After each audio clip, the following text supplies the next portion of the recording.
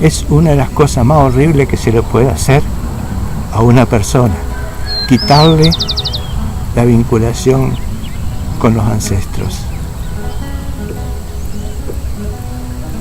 No se los bautizaba, a pesar de que la religión católica estaba vigente en los grupos negreros. ¿Por qué? Porque la Biblia dice que no hay que esclavizar a los bautizados. Entonces se los capturaba, se los marcaba, se les ponía una marca como a los caballos o como a las vacas, y se los traía a América.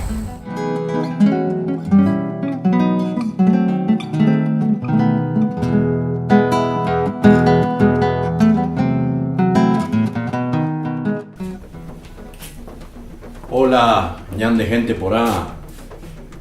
Hoy la orilla cuenta los zapallos y las ceremonias secretas de África en nuestro litoral argentino. Un lugar para el arte y para la oración de los antiguos habitantes de esta región.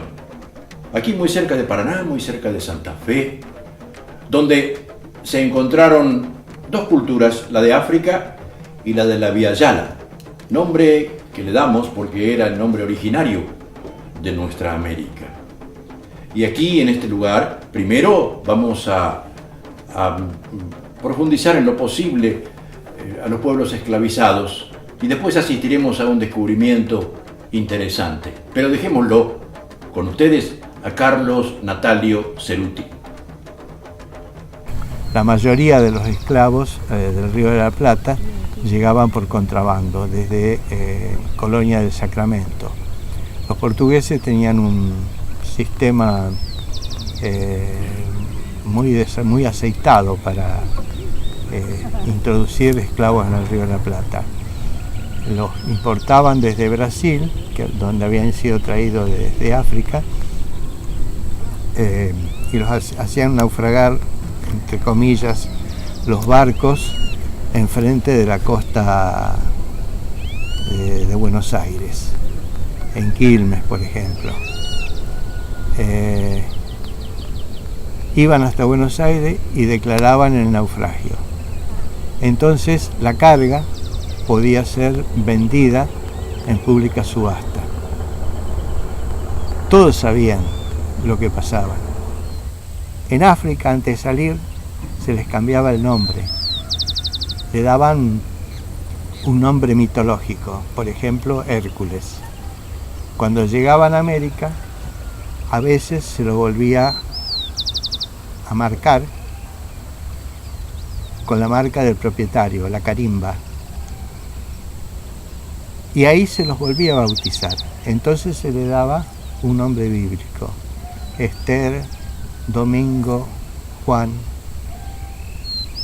Así que esa persona perdía 2 veces la relación.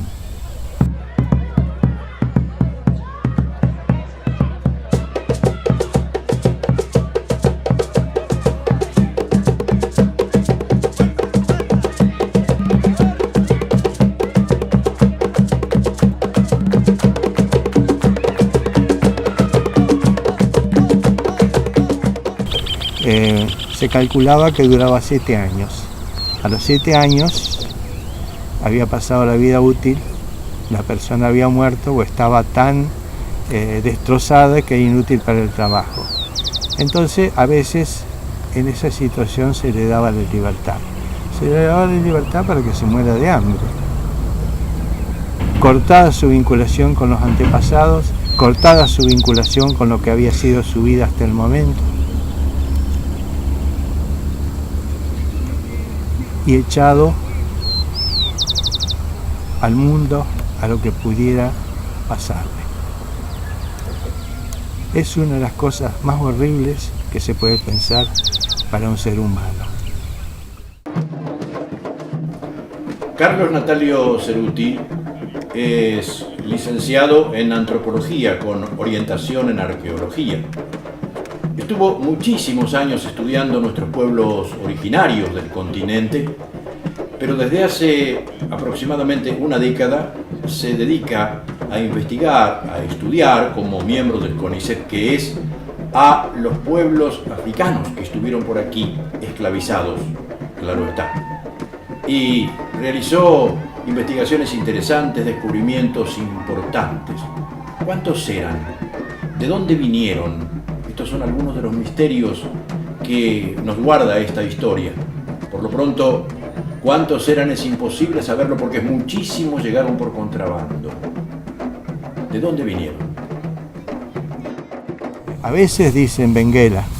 Benguela es el nombre étnico, pero si dicen Congo, ya están hablando de un área, de la del río Congo, que es muy grande, toda la cuenca del Congo. Y si dicen, por ejemplo, Angola, ya están hablando no solo del área de donde fueron cazados, verdaderas cacerías se hacían de esclavos, sino del puerto de embarque. Así que determinar la procedencia y determinar la etnia es muy difícil a partir de los documentos.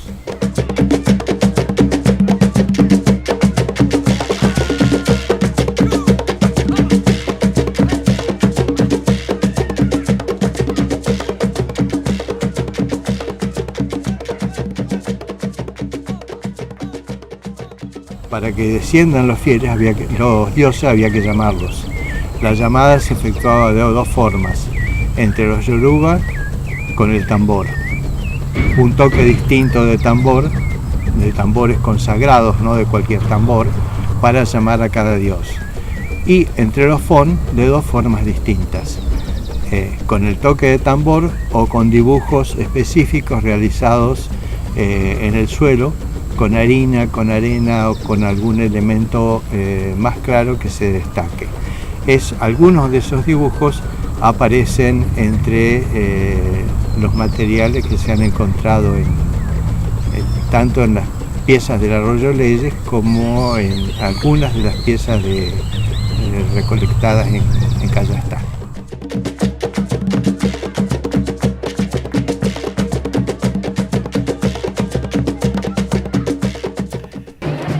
En distintas ciudades de la Via Yala se han conservado los tradicionales ritmos del África y vuelven cada tanto y contagian. Los africanos han influido en muchos de nuestros ritmos: milonga, malambo, tango, candombe. Aquí nos referimos a los que tienen un predominio de la percusión. En Paraná, por ejemplo, los jóvenes realizan en octubre los contrafestejos. Hay una honda conexión de los tambores de África y los tambores de Montevideo con los tambores de Paraná, en los barrios que habitaron los africanos esclavizados y sus hijos libres.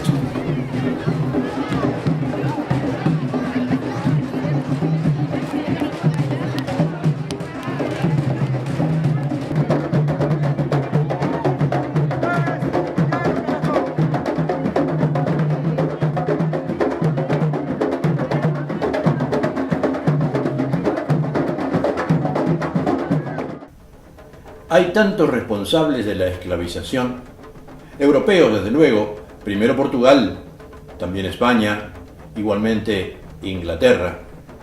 Hasta en África también había quienes entregaban a sus propios vecinos. Y, por supuesto, la esclavización es todo un proceso que respondía a las necesidades del capitalismo europeo, que era muy fuerte en aquellos tiempos. Pero volvamos a nuestro lugar, a los zapallos, en el arroyo Leyes, ese lugar tan cerca nuestro, allí donde Ceruti encontró cosas interesantísimas.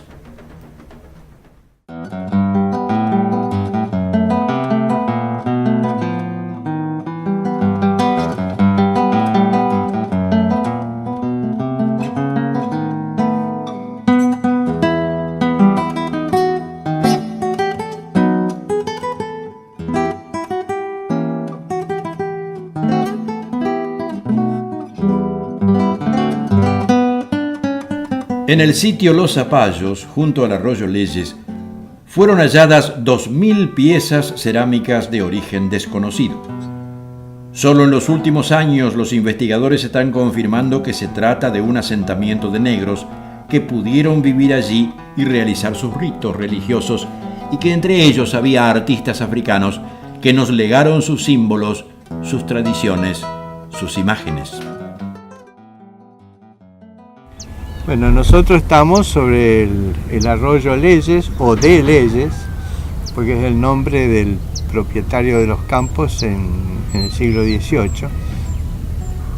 Lo que estamos viendo es una visión bastante actual.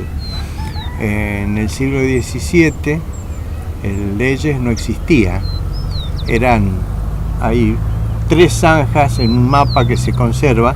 Hay 3 zanjas, una a la altura de Santa Rosa, más adelante, otra sobre Leyes y otra en una zona intermedia, que posiblemente estaban secas la mayor parte del tiempo y que se activaban durante las grandes crecientes.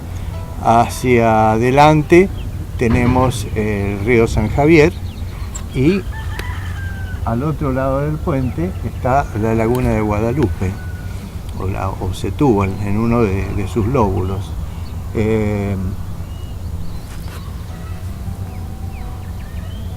La anchura del río se ha ido incrementando a través del tiempo, de tal forma que la profundidad es mucho mayor de lo que era incluso en el siglo XX temprano, en la década del 30. En esa época se hizo un hallazgo muy importante y arqueológico, muy llamativo y fuera de lugar en lo que se estaba acostumbrando a encontrar en la zona. Y estas piezas representaban formas extrañas, cabezas humanas superpuestas, recipientes con una cabeza en el extremo, que incluso a veces llega a ser un retrato, figuras de animales, incluso animales exóticos como hipopótamos o jirafas, cabezas de jirafas, cabezas de leones, que nos está hablando que es algo totalmente fuera de lugar.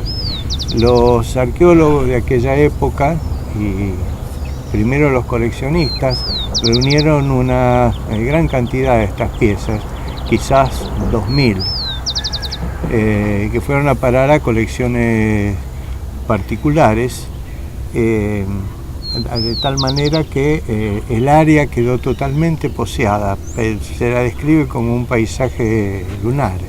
El método de excavación era muy extemporáneo, consistía en hacer un pozo hasta los 80 centímetros de profundidad y después con una varilla de hierro sondear en todos los sentidos hasta chocar con algo. Donde se chocaba se extendía el foso para sacar las piezas. De manera que lo que se ha conservado en muchas oportunidades está roto, presenta los golpes de la varilla con que se sondeaba. Muchos opinaron que eran falsificaciones. Con el tiempo se comprobó que tal apreciación no es correcta. De todos modos, hubo un momento en el que se encontraron aquí las artesanías de los pueblos originarios, con cabecitas de loro y cosas que ya se conocen, y aquellas que incorporaron los africanos. ¿Qué hacían aquí, pues?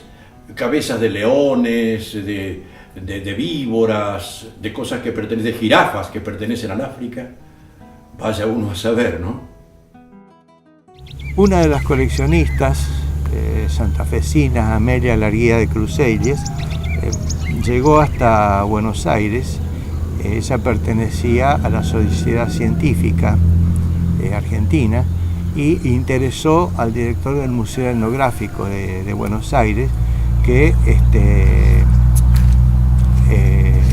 hizo una compra grande de materiales a uno de los coleccionistas, de apellido Busquet, y además envió al mejor geólogo que existía en esa época, el doctor Fringhelli, y al jefe del departamento de arqueología del Museo Etnográfico, que era el profesor Aparicio. Ellos hicieron 2 excavaciones en la zona y un perfil geológico del área. Y Aparicio, que vino con la idea de que se trataba de falsificaciones, porque no se parecía a nada a las piezas, terminó convencido de que había algunas que no se podían explicar como hechas por los pobladores locales, porque realmente estaban por debajo de ese suelo, habían sido enterradas y estaban en tal cantidad que tenían tal calidad que hacía imposible que hubieran sido construidas por los pescadores que existían en la época, que eran 2 o 3 familias nada más. Todo esto que vemos, el poblado en el Leyes, no existía. Bueno, hubo una gran polémica en la que intervino un gran arqueólogo entrerriano que era Antonio Serrano, una actitud ambigua de Busquete, el coleccionista, que estuvo primero con Serrano y después fue a Buenos Aires. Finalmente a Serrano le aplicaron la ley 9080 de protección de los sitios arqueológicos y le prohibieron que siga excavando. Y empezó a la muerte del director del Museo Etnográfico y a la muerte de Francisco de Aparicio, empezó a correr, a generalizarse la idea de que se trataba de falsificaciones, y de 2 o 3 piezas falsificadas se pasó a que todas las piezas eran falsificaciones y fueron sacadas de los museos, y muchas se rompieron, otras se perdieron y otras estaban, cuando nosotros estuvimos investigando el tema, estaban en los últimos anaqueles de los depósitos de los museos, por ejemplo del Museo Etnográfico. La idea que tenemos, que no es nuestra solamente, sino que la hemos tomado primero que lo pensó fue Alberto Res González en la década del 70. Después la tomó el arquitecto Javelson y después empezamos a trabajar nosotros hace ya más de 10 años. Es que se trataba de las realizaciones de un grupo de negros esclavizados pertenecientes a la ciudad de Santa Fe la Vieja, que habrían estado aquí entre el traslado de la ciudad y la desocupación definitiva de Santa Fe la Vieja.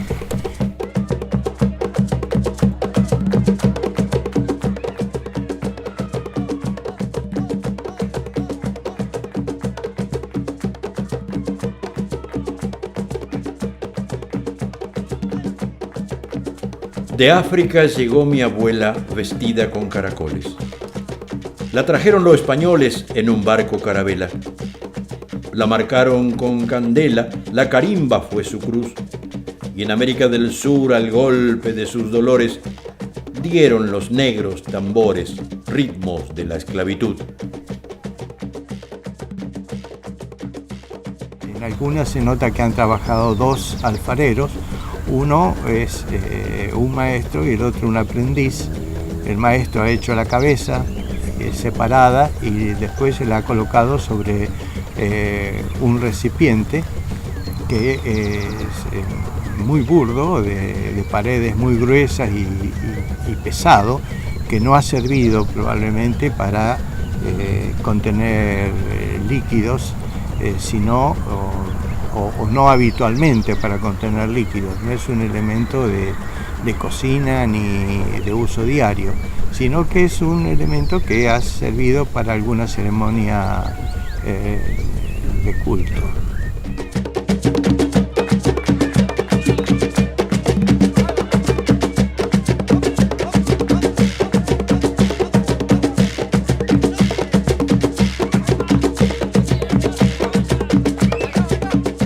Hay de todo, hay figuras de africanos, hay figuras de blancos, hay escenas amatorias de una pareja de blancos, por ejemplo, que se repite en 2 o 3 ocasiones. Hay escenas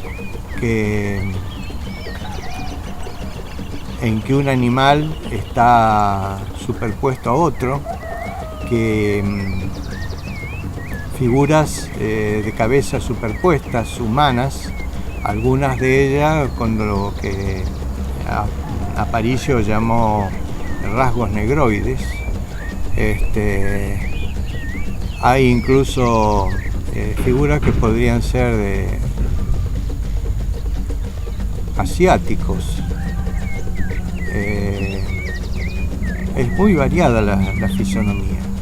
Predominan, sí, en el conjunto los rasgos africanos. Después, como ya dije, hay representaciones de fauna. Hay fauna local muy bien caracterizada, figuras de tortugas, figuras de carpinchos, comadrejas, y hay fauna exótica, por ejemplo, africana. Hay algunas piezas en que se ha representado una figura con un pectoral solar flanqueado por víboras, pero estas víboras probablemente no son locales, sino son pitones africanas, la pitón del Gabón, que tiene ocelos redondeles y que tiene una cabeza muy distinta a las víboras locales.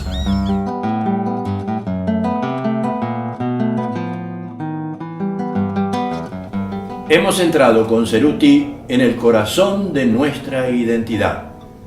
Sí, aunque no se lo crea, hay vinculaciones con el Congo, Guinea, Mozambique, Angola y otras naciones africanas.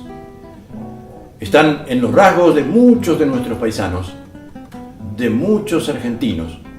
Además, colaboraron, y vaya a ver cómo, en la conquista de nuestra independencia, porque eran los primeros, iban al frente de los batallones.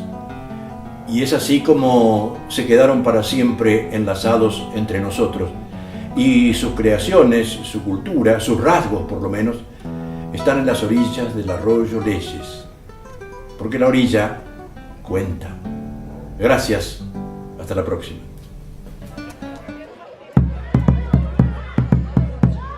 ¿Estuviste tanto tiempo parado? Nos sacamos el banquito.